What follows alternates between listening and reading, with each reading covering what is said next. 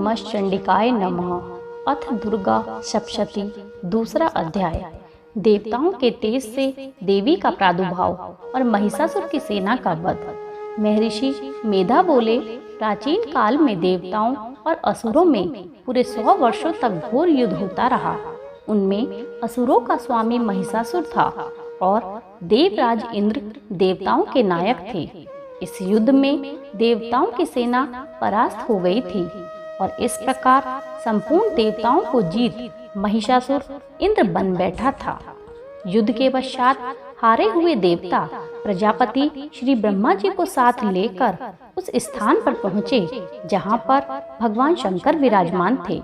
देवताओं ने अपनी हार का सारा वृतांत भगवान श्री विष्णु और शंकर जी को कह सुनाया। वह कहने लगे, हे प्रभु, महिषासुर सूर्य, इंद्र, अग्नि, वायु, चंद्रमा, यम, वरुण और अन्य देवताओं के सब अधिकार छीनकर सबका अधिष्ठाता स्वयं बन बैठा है। उसने समस्त देवताओं को स्वर्ग से निकाल दिया है। वह मनुष्य की तरह पृथ्वी पर विचर रहे हैं। दैत्यों की सारी करतूत हमने आपको सुना दी है। अब आपकी शरण में आए हैं। कृपया कर आप उनके वध का कोई उपाय सोचें। देवताओं की बातें सुनकर भगवान विष्णु और शंकर जी को दैत्यों पर बड़ा गुस्सा आया। उनकी भौहें तन गई और आंखें लाल हो गई। गुस्से में भरे हुए भगवान विष्णु के मुख से एक भारी तेज निकला और उसी प्रकार का तेज भगवान शंकर, ब्रह्मा और इंद्र आदि दूसरे देवताओं के मुख से प्रकट हुआ। फिर वह सारा तेज एक में मिल गया और तेज का पुंज ऐसे दिखता था जैसे कि ज्वालायमान पर्वत हो। एक स्थान पर इकट्ठा होने से वह तेज एक देवी के रूप में परिवर्तित हो गया। वह भगवान शंकर का तेज था। उससे देवी का मुख प्रकट हुआ। यमराज के तेज से उनके शरीर के बाल बने। भगवान श्री विष्णु के तेज से उनकी भुजाएं बनी। चंद्रमा के तेज से उनके दोनों स्तन और इंद्र के तेज से जंघा और पिंडली। पृथ्वी के तेज से नितंब का भाग, ब्रह्मा के तेज से दोनों चरण और सूर्य के तेज से उनकी अंगुलियां पैदा हुई। वसुओं के तेज से हाथों की अंगुलियां एवं कुबेर के तेज से नासिका बनी।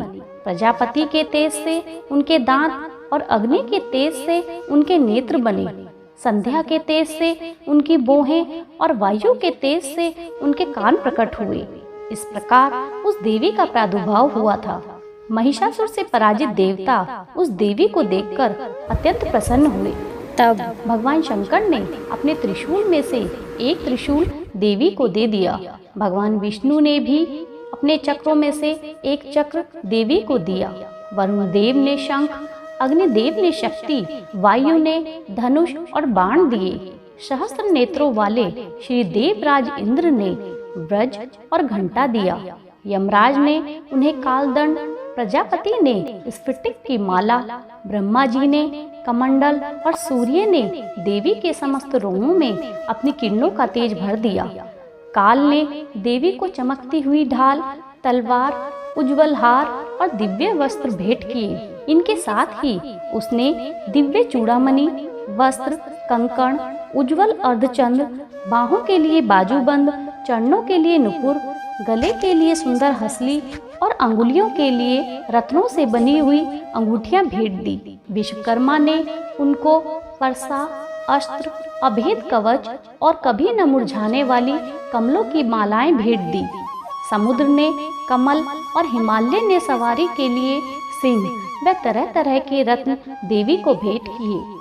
यक्षराज कुबेर ने मधु से भरा हुआ पात्र और शेषनाग ने उन्हें बहुमूल्य मणियों से विभूषित नागहार भेंट किए। इस तरह दूसरे देवताओं ने भी देवी को आभूषण और अस्त्र देकर देवी का सम्मान किया।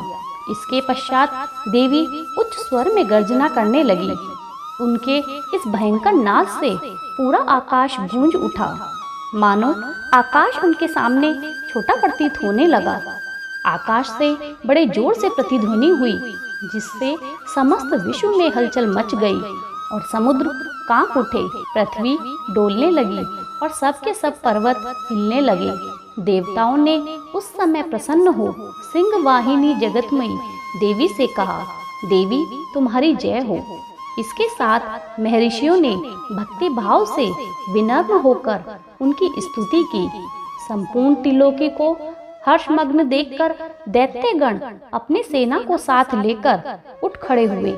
महिषासुर के क्रोध की कोई सीमा नहीं रही। उसने क्रोध में भरकर कहा, यह क्या उत्पात है। फिर वह अपनी सेना के साथ उस ओर दौड़ा जिस ओर भयंकर नाद का शब्द सुनाई दिया था, और आगे पहुंचकर उसने देवी को देखा, जो कि अपनी प्रभा से तीनों लोकों को प्रकाशित कर रही थी। उसके चरणों के भार से पृथ्वी दबी जा रही थी। माथे के मुकुट से आकाश में एक रेखा सी बन रही थी। उसके धनुष की टंकारों से सब लोग शुद्ध हो रहे थे। देवी अपनी सहस्त्र भुजाओं को संपूर्ण दिशाओं में फैलाए खड़ी थी। इसके पश्चात उनका दैत्यों के साथ युद्ध छिड़ गया और कई प्रकार के अस्त्र शस्त्रों से सब की सब दिशाएं उद्भाषित होने लगी। महिषासुर की सेना का सेनापति चिक्षुर एक महान असुर था। वह आगे बढ़कर देवी के साथ युद्ध करने लगा।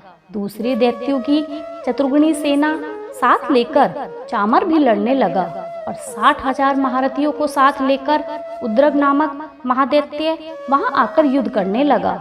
महाअनु नामक असुर 1 करोड़ रथियों के साथ लेकर, असीलोमा नामक असुर 5 करोड़ सैनिकों को साथ लेकर युद्ध करने लगा। वाशकल नामक असुर 60 लाख असुरों के साथ युद्ध भूमि में आ डटा। बिडाल नामक असुर 1 करोड़ रथियों के साथ आकर वहां लड़ने लगा। इन सब के पश्चात महिषासुर करोड़ों रथों, हाथियों और घोड़ों सहित वहां आकर देवी से युद्ध करने लगा। सभी असुरों के हाथ में तोमर, भिंदीपाल, शक्ति, मूसल, खड़ग और फरसे जैसे अस्त्र शस्त्र थे। मगर देवी ने क्रोध में भरकर उन सब अस्त्रों शस्त्रों को काट दिया। तभी महर्षियों और देवताओं ने देवी की स्तुति आरंभ कर दी और देवी ने भी प्रसन्न होकर असुरों पर अस्त्र शस्त्रों की वर्षा आरंभ कर दी। देवी का वाहन भी क्रोध में भरकर दैत्य की सेना पर इस प्रकार विचरने लगा जैसे कि वन में दावानल फैल रहा हो। युद्ध करती हुई देवी ने क्रोध में भरकर जितने श्वासों को छोड़ा वह तुरंत ही सैकड़ों गणों के रूप में परिवर्तित हो गए। तदंतर देवी ने त्रिशूल, गदा, शक्ति और खड़ग से कितने ही असुरों को यमलोक पहुंचा दिया। कई दैत्य मूसल की मार से घायल होकर रक्त बमन करने लगे। कितने ही दैत्य सिरों व पैरों के कटने पर भी भूमि से उठ खड़े हुए और शस्त्र हाथ में लेकर देवी से लड़ने लगे। कई दैत्यगण भूमि में बाजों की ध्वनि के साथ नाच रहे थे। दैत्य रह रहकर ठहरो ठहरो कहते हुए देवी को युद्ध के लिए ललकार रहे थे। जहाँ पर यह घोर संग्राम हुआ था वहाँ की भूमि हाथी, घोड़ों और असुरों की लाशों से भर गई थी और रक्तपात होने के कारण रुधिर की नदियां बह गई थी।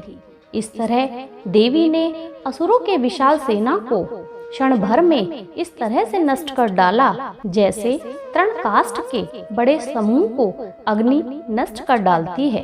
देवी का सिंह भी गर्जना करता हुआ, बालों को हिलाता हुआ युद्ध भूमि में ऐसे विचर रहा था मानो असुरों के शरीरों से उनके प्राणों को ढूंढ रहा हो। वहां देवी के गणों ने जब दैत्यों के साथ युद्ध किया तो देवताओं ने प्रसन्न होकर आकाश से उन पर पुष्प की वर्षा की। बोलो जय माता दी।